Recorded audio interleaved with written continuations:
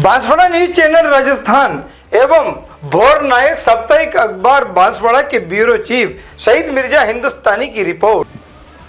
अब मैं पूरे भारत के जन जन के नेता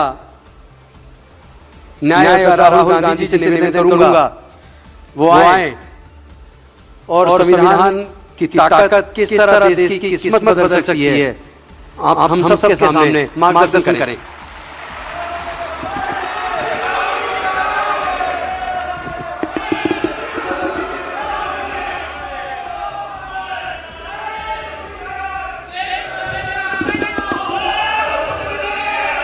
संविधान के सम्मान में, संविधान के सम्मान में, संविधान के सम्मान में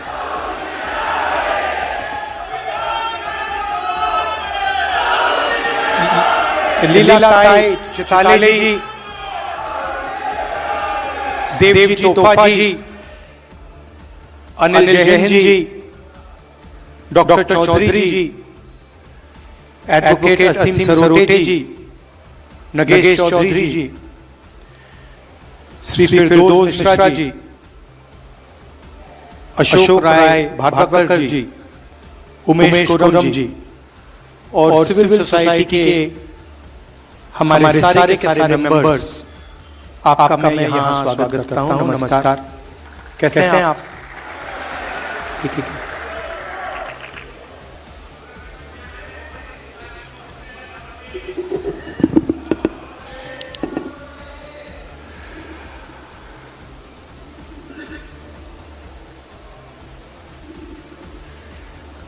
ऐसे अब हम 3-4 सम्मेलन कर चुके हैं। आपने आज डिस्कशन किया होगा, आपने अपने विचार रखे होंगे। अच्छा डिस्कशन होता है, एक प्रकार से क्लैरिटी और डायरेक्शन मिलती है। अभी आपने अंबेडकर जी और गांधी जी की बात की और हर सम्मेलन में अंबेडकर जी की बात होती है, गांधी जी की बात होती है, शिवाजी महाराज, महात्मा फूले जी, सावित्री फूले जी, संत तुकाराम जी, बहुत सारे नाम हैं, साहू महाराज जी, बिरसा मुंडा जी, अंबेडकर जी, गांधी जी, उसमें बुद्ध भगवान का नाम जोड़ा जाता है, बसवण्णा, नारायण गुरु। हर प्रदेश में आपको ऐसे 2-3 नाम मिलेंगे।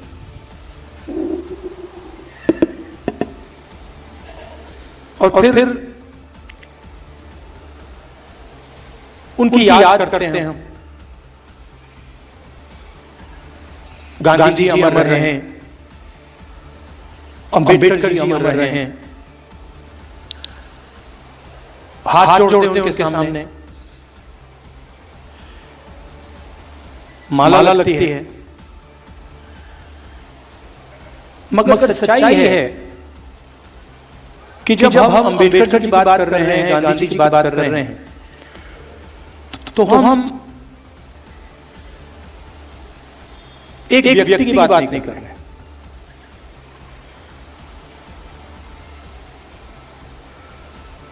क्योंकि अगर हम अंबेडकर जी की बात करें तो अंबेडकर जी ठीक है एक फॉर्म थे, एक शरीर थे, मगर अंबेडकर जी के मुंह से सिर्फ उनकी आवाज नहीं निकलती थी।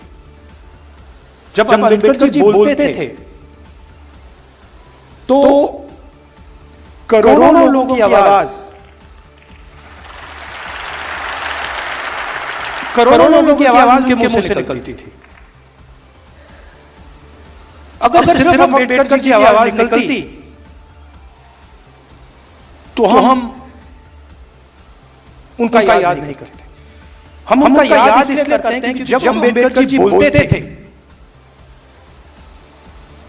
तो दूसरों का जो दुख था, दूसरों का जो दर्द था, वो उनके मुंह से निकलता था। मैंने उनकी किताबें पढ़ी हैं, चाहे एनालाइजेशन ऑफ सेल्फ हो, चाहे एनालाइजेशन ऑफ कास्ट हो, बुद्धिज्म पे काफी पढ़ा है। और जब आप अम्बेडकर जी को पढ़ेंगे तो दिखता है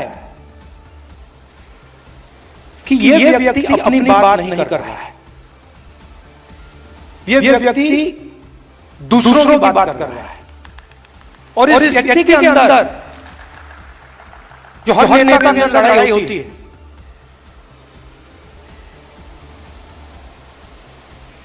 नेता के अंदर क्या लड़ाई होती है? नेता के अंदर मुझ में है, सब में है, मैं क्या चाहता हूं और जनता क्या चाहती है, इसके बीच में टेंशन होती है। अम्बेडकर जी जैसे, गांधी जी जैसे लोग अपनी आवाज को बंद कर देते हैं और उनके मुंह से अपना दुख, अपना दर्द नहीं निकलता है। उनके मुंह से दूसरों का दर्द, दूसरों का दुख, दूसरे की आवाज निकलती है। तो जब हमने ये कॉन्स्टिट्यूशन, जब हमने हिंदुस्तान ने सिर्फ कांग्रेस पार्टी ने नहीं, सिर्फ महात्मा गांधी, जवाहरलाल नेहरू ने नहीं, हिंदुस्तान ने जब अम्बेडकर जी से कहा कि अम्बेडकर जी आप इस संविधान को बनाइए, कोऑर्डिनेट कीजिए, तो देश उनसे कह रहा था कि हम चाहते हैं कि इस संविधान में जो इस देश में करोड़ों दलित हैं, जो उनका दर्द है, जो रोज उनको सहना पड़ता है, जो उनका दुख है, वो दुख, वो आवाज इस कॉन्स्टिट्यूशन में गूंजनी चाहिए।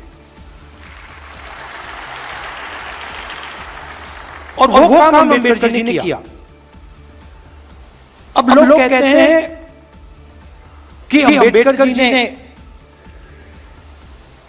ये कॉन्स्टिट्यूशन आजादी के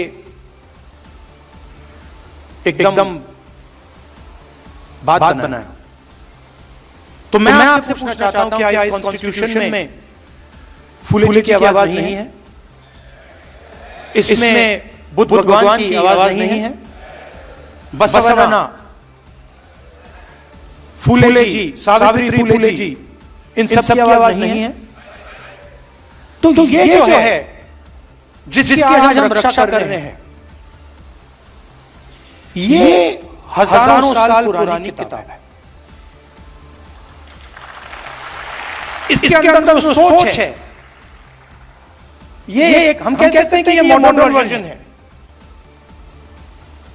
20th सेंचुरी का वर्जन है। मगर इसमें जो सोच है वो हजारों साल पुरानी है।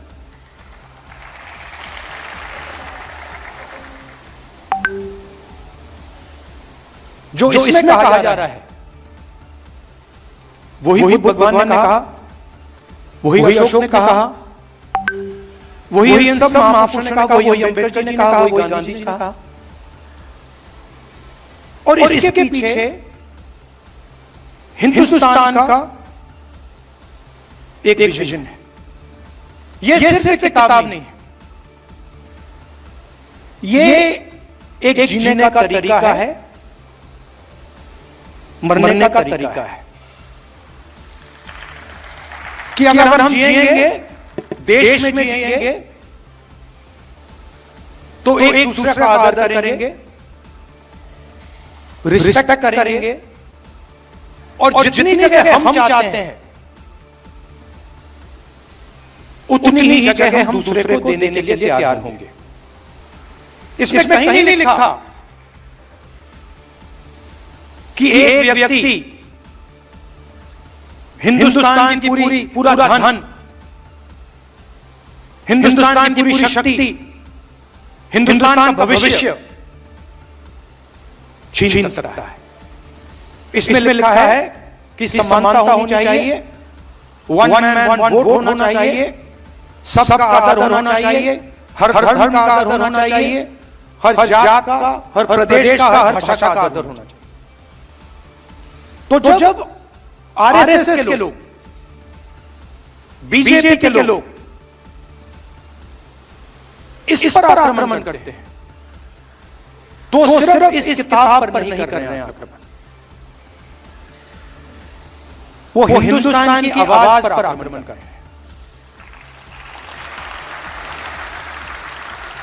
कॉन्स्टिट्यूशन से हमारे इंस्टीट्यूशंस बनते हैं, सरकार के अलग-अलग संस्थाएं बनती हैं, इलेक्शन कमीशन बनता है।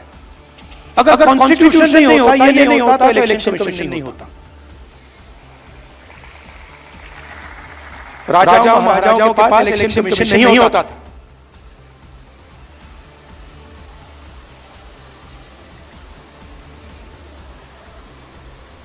तो इससे हिंदुस्तान का education system, IIT, IIM, primary education system, secondary education system, ये सब निकलता है। पब्लिक अस्पताल यहां से आते हैं, इसको आप मिटा दीजिए, आपको एक पब्लिक अस्पताल में मिलेगा, एक पब्लिक स्कूल में मिलेगा, एक पब्लिक कॉलेज में मिलेगा, सब गायब हो जाएगा।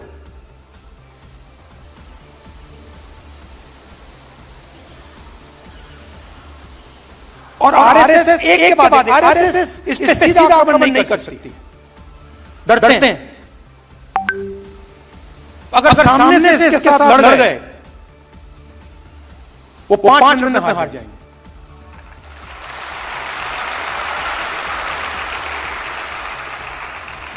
सामने से नहीं आ सकते, वो जानते हैं कि जिस दिन वो सामने से आ गए,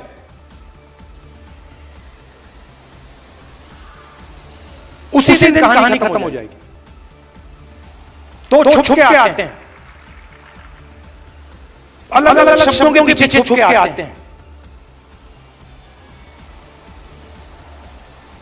विकास, प्रगति, इकोनॉमी, अलग अलग शब्दों के पीछे छुप के आते हैं।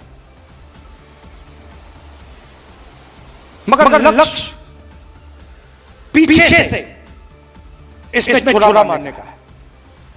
अच्छा, दम हुआ तो आगे से आते हैं, दम हुआ तो कहते भाई आ रहे हैं, और हम भी कहते भाई आ जाओ।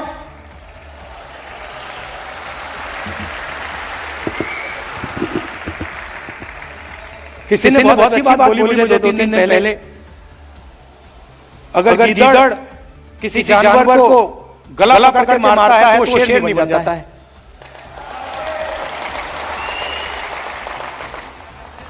तो सामने से नहीं आते, पीछे से आते हैं, छुप छुप के आते हैं। शिशु मंदिर के पीछे छुप कर, एकलव्य स्कूल के पीछे छुप कर, सच्चाई है। मैंने अभी देखी, बड़ी सी बिल्डिंग है,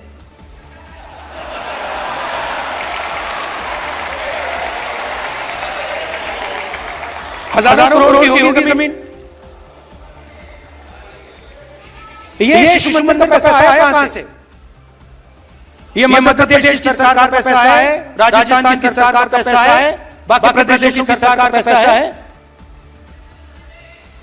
नेशनल हाईवे पैसा है, उसको आप कह सकते हो विकास का पैसा है,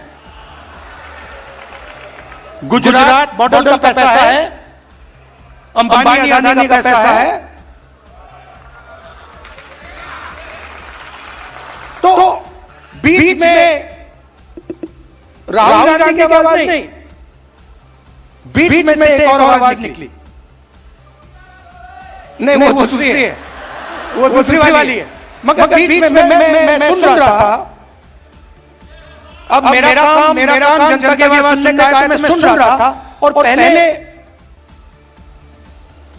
एक छोटी सी आवाज आई, छोटी सी थी, जाति जनगणना। वो कोने से आई, वो ऐसे मतलब अगर मीटिंग हो, वो 200-300 लोगों ने नहीं कहा, वो एक आदमी आया कोने से कहता जाति जनगणना, और फिर आस्ते आस्ते वो जाति जनगणना फैलती जा रही है। इसको हमने जाति जनगणना नाम दिया है,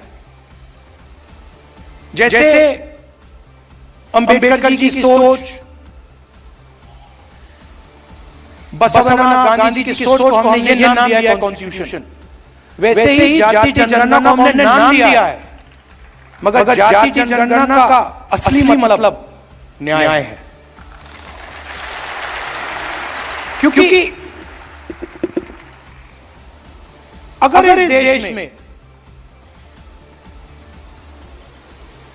90% लोगों के पास कोई पावर नहीं है, कोई पैसा नहीं है, कोई धन नहीं है, कोई एसेट्स नहीं है,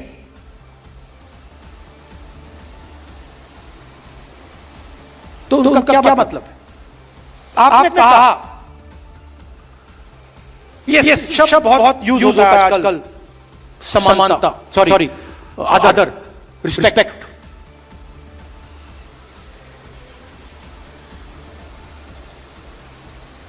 मेरी सोच है कि बिना पावर की, बिना धन के रिस्पेक्ट का क्या मतलब है? कोई भूखा मर रहा है, उसकी कोई सुनता नहीं है, 24 घंटा दुखी रहता है, और मैं जाके उसमें माला लगा दूं, भैया मैं आपकी इज्जत करता हूं, उसका क्या मतलब?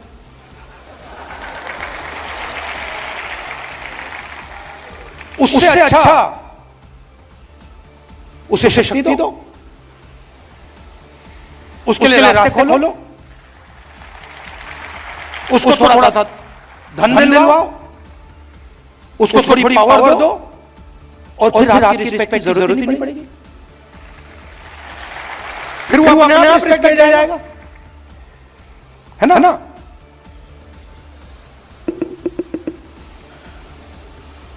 तो मैं चाहता हूं कि ये जो सबसे बड़ा सवाल हमारे सामने है,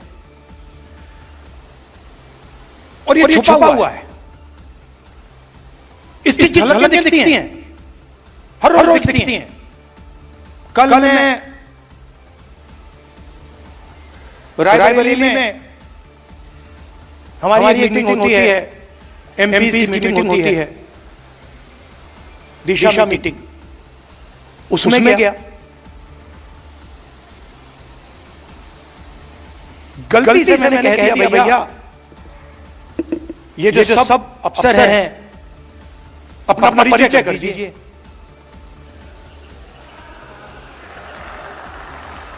गलती से कह दिया मैंने, अब परिचय शुरू हुआ, उसमें मुझे एक दलित नाम सुनाई दे, एक ओबीसी नाम सुनाई दे, फिर मैंने पता लगाया, मैंने अपने सेक्रेटरी से कहा भैया ये इन सबके नाम निकालो और पता लगाओ इनमें से ओबीसी कितने हैं, दलित कितने हैं, आदिवासी कितने हैं, माइनॉरिटी कितने हैं। झलक दिखी 80%। एक दो कम्युनिटीज के, बाकी कोई नहीं। झलक दिखी। कभी कभी मैं गंगाराम अस्पताल चला जाता हूं, वहां पे दिखती है। वहां पे मैं ढूंढता हूं भैया ये कोई दलित डॉक्टर दिख जाए मुझे, एक आदिवासी डॉक्टर दिख जाए मुझे, एक ओबीसी डॉक्टर दिख जाए। कॉर्पोरेट इंडिया में देखता हूं भैया नाम मिल जाए, एक 500 कंपनियां हैं, 16 लाख करोड़ रुपया मोदी जी ने माफ किया है, 20-25 लोगों में मैं देखता हूं भैया इनमें से मिल जाए दलित, एक आदिवासी यहां मिल जाए, एक जनरल कास्ट का गरीब मिल जाए, ओबीसी से कोई नहीं मिलता। तो अगर आप देखना चाहते हो सब जगह दिखेगा।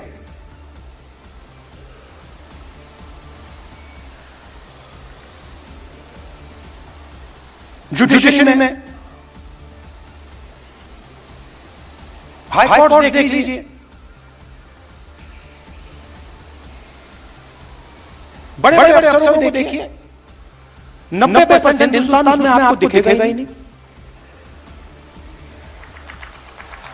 और आजकल मैं डेटा का टाइम है, मैं तो निकालता रहता हूं। मेरे पास लिस्ट है, कभी मैं आपको दिखा दूंगा, चौंक जाओगे आप लोग, ये हो क्या रहा है।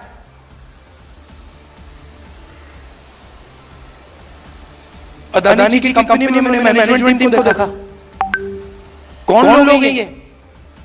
उसमें आपको एक दलित नहीं मिलेगा, एक ओबीसी नहीं मिलेगा, एक आदिवासी नहीं मिलेगा। 5% लोग हिंदुस्तान को चला रहे हैं। स्टॉक मार्केट ऊपर जाती है,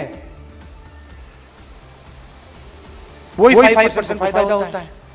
पॉलिसी बनती है, उन्हीं 5% फायदा होता है। 16 लाख करोड़ रुपए माफ हो जाते, कोई क्यों नहीं बोलता। और मैंने कर्नाटक में कह दिया भैया किसानों का कर्जा माफ होगा, मतलब मीडिया में 24 घंटा 24 घंटा ये देखो राहुल गांधी किसानों की आदत बिगाड़ रहा है, ये पागल हो गया, ये किसानों की आदत बिगाड़ रहा है। अच्छा भैया आपने उन 25 लोगों की आदत बिगाड़ी, 16 लाख करोड़ रुपए आप पकड़ा दिए उनको।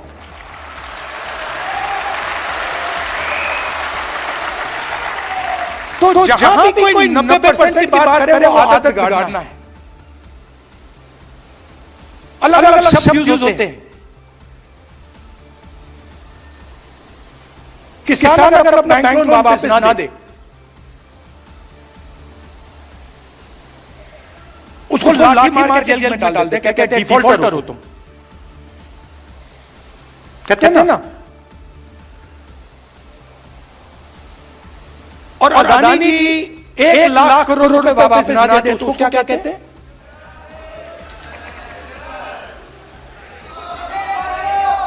देशभक्त। एक डिफॉल्टर बना देते हैं और दूसरे को बिजनेसमैन नाम दे देते हैं। वो बेचारा जेल चला जाता है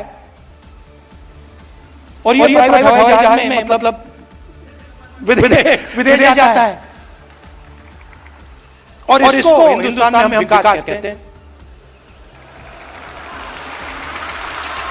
प्रगति, डेवलपमेंट, विकास ये शब्द हैं।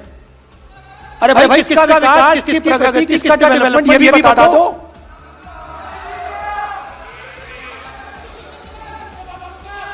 तो इसीलिए ये छोटी सी आवाज निकली जाति जनगणना ने,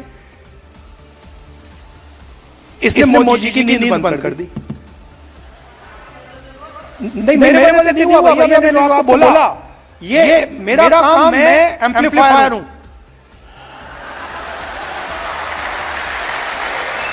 मेरा काम एम्पलीफिकेशन है, मेरा काम आपके पास आकर सुनने का है। मेरा काम मेरा लक्ष्य ना उसको खत्म करने का, उसको मारने का है। जो मेरे अंदर लक्ष्य भैया मुझे ये चाहिए, मुझे वो चाहिए, मुझे वो चाहिए, उसको मारने का है। मैं हर रोज उसको मारता हूं। और मेरा काम आपकी आवाज, जो हिंदुस्तान के गरीब लोग हैं उनकी आवाज सुनने का है। ये मुझ में कोई कंफ्यूजन नहीं है। तो ये आवाज निकली छोटी सी, पहले कहती है भैया जाति जनगणना, मैंने सुना, फिर थोड़ी फैली, फिर और फैली, और फिर उसके बाद मैं देख रहा था मोदी जी का चेहरा बदलने लग गया। ये क्या हो रहा है? देश की जनता न्याय कैसे मांग रही है? जाति जनगणना से सब कुछ साफ हो जाएगा। हिंदुस्तान के हर गरीब व्यक्ति को, चाहे वो जनरल कास्ट का हो,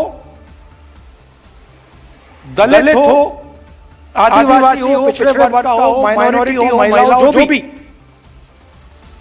सबको पता लग जाएगा कि इस देश में हमारे हाथ में कितनी पावर है, हमारे हाथ में कितना धन है, मतलब हमारा क्या रोल है। और मैं गारंटी दे कह रहा हूं कि जब हम हिंदुस्तान के एसेट्स को देखेंगे, हिंदुस्तान की पूंजी को देखेंगे, उसमें आपको दिखेगा कि वहां पे ना कोई दलित है, ना कोई आदिवासी है, ना कोई पिछड़ा है।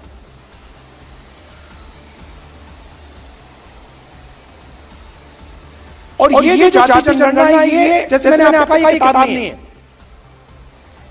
ये जीने का तरीका है, ये फिलॉसफी ऑफ लाइफ है।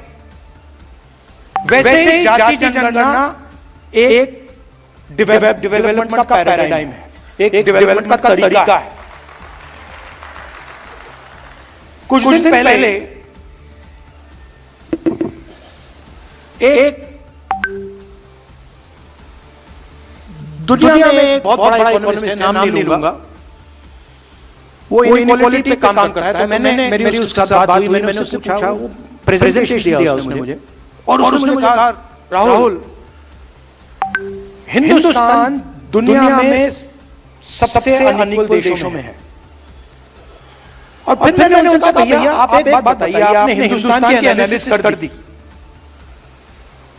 आपने प्रेजेंटेशन दे दिया मुझे, मगर इस पूरे प्रेजेंटेशन में आपने एक बार जात शब्द का प्रयोग नहीं किया। मतलब जो इनइक्वालिटी का सोर्स है, जहां से इनइक्वालिटी निकल रही है, उसकी तो आपने चर्चा ही नहीं की।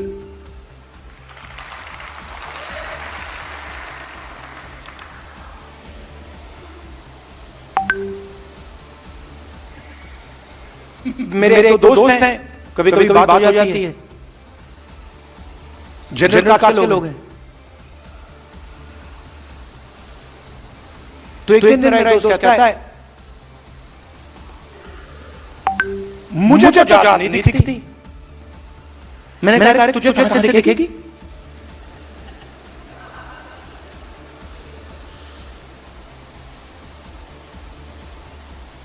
जात नहीं है कि मुझे नहीं दिखती,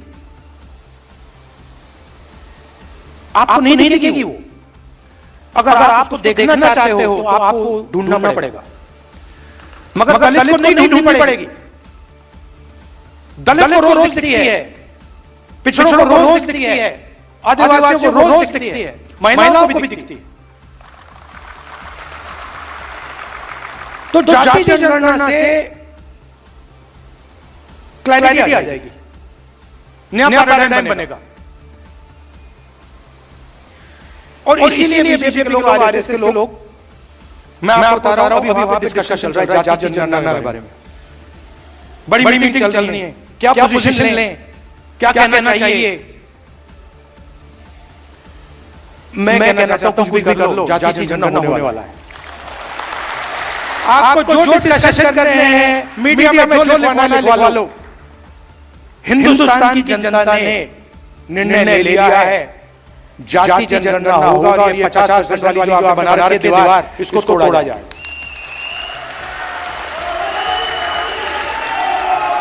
तो ये आस्ते आस्ते आवाज बढ़ती जा रही है, इसको रोका नहीं जा सकता। हमारा काम, आपका काम एम्प्लीफिकेशन का है, समझाने का है, कि देखिए जाति जनगणना से संविधान बचेगा। अगर जनता को पता लग गया कि उनके साथ क्या अन्याय हो रहा है, तो वो एकदम इसके साथ आप पकड़ लेंगे और इसकी ये बच जाएगा। तो आप एम्पलीफायर हो, मैं भी एम्पलीफायर हूं, आप भी एम्पलीफायर हो। हमें देश को बताना है कि गरीबों के साथ 90% लोगों के साथ इस देश में अन्याय हो रहा है, रोज होता है, और उसके खिलाफ हम सब लड़ रहे हैं। और पहले दो कदम जाति जनगणना और 50% की दीवार, ये है।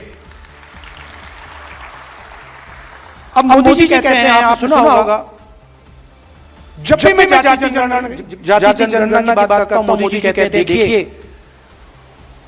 राहुल गांधी देश को बांटने की कोशिश कर रहा है। कहते हैं ना, मैं देश को बता रहा हूं कि 90% लोग इस देश की प्रगति में शामिल नहीं है। मैं देश को बता रहा हूं कि कॉर्पोरेट इंडिया में, मीडिया में, जुडिशरी में 90% लोग ही नहीं, 100% करेक्ट।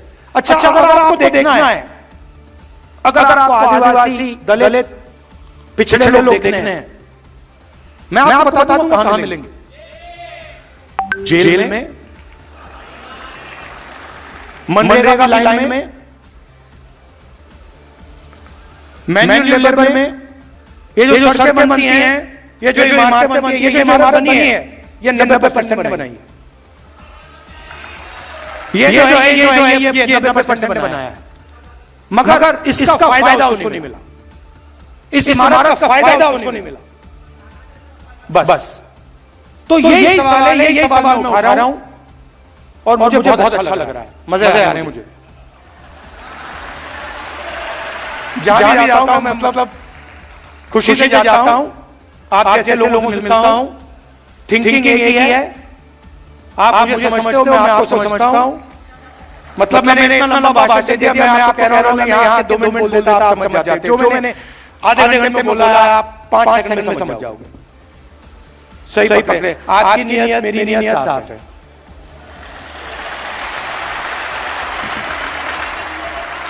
तो एक टीम जैसे काम करना है, और पहला लक्ष्य है जाति जनगणना और 50% वाली दीवार जैसे संविधान। आप सबका बहुत बहुत धन्यवाद, बहुत प्यार, नमस्कार, जय हिंद। बहुत धन्यवाद। अब मैं निवेदन करूंगा अमन कामले जी से, वो आए और धन्यवाद भाषण रखें। 2 मिनट रुकिए। सर, नागपुर में 2 विचारधाराओं के केंद्र है, एक समानता और एक विषमता का। नागपुर में आज संविधान सम्मेलन के माध्यम से माननीय राहुल गांधी जी ने विषमता के विरुद्ध समानता की आवाज बुलंद की है, सामाजिक न्याय की, देश के संविधान की और देश के तमाम लोगों की आवाज बुलंद की है। इसके लिए बहुत बहुत सारा आपका आभार, साधुवाद और मनोकामना। इसके अलावा देश भर सामाजिक संगठनों के माध्यम से संविधान सम्मेलन का आयोजन करने वाले डॉक्टर अनिल जैन जी, माननीय राजवीर गौतम जी, माननीय बुलंद जी और अशोक भारती जी और मंच पर सभी सम्मानीय जो अतिथि हैं, इन सबका आभार, और आप सब लोगों का आभार। और इसकी तहत मैं अपना धन्यवाद प्रकट करता हूं। धन्यवाद। अब राष्ट्रगान के लिए राष्ट्रगान के सभी लोग अपने स्थान पर खड़े हो जाएंगे।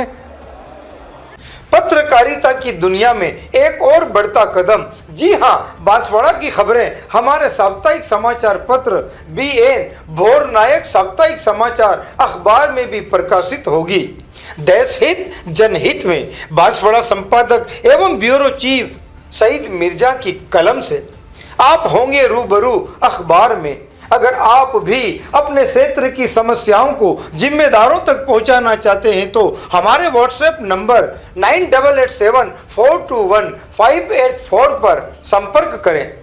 BN भोर नायक साप्ताहिक समाचार पत्र बांसवाड़ा, चित्तौड़, भीलवाड़ा से एक साथ प्रकाशित राज और समाज का साप्ताहिक दर्पण, संपादक प्रकाशक शहजाद खान व शहीद मिर्जा की रिपोर्ट देखते रहिए भोर नायक समाचार पत्र में।